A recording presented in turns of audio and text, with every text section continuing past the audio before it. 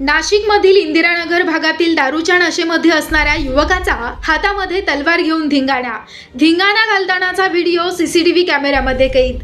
नाशिक शहरातील इंदिरानगर या ठिकाणी सोमवारी सायंकाळी 6 ते 8 वाजेच्या दरम्यान पाथर्डी फाटा भागातील दामोदर चौक या ठिकाणी मद्यधुंद युवकानं तलवारीची दहशत दाखवत धिंगाणा घालायचा प्रयत्न केलाय।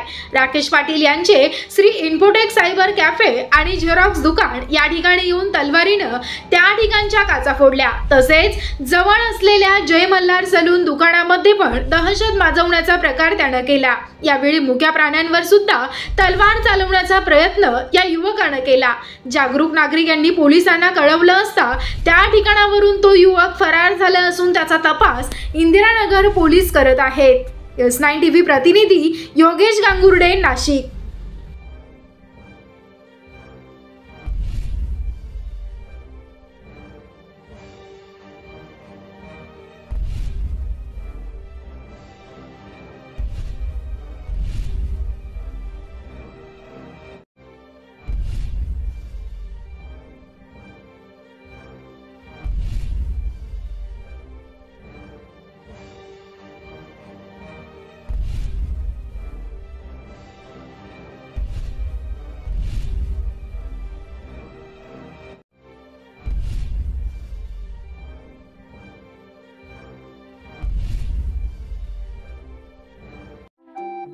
आपल्या चॅनलला नक्की सबस्क्राइब करा, बेल आयकॉन दाबायला विसरू नका।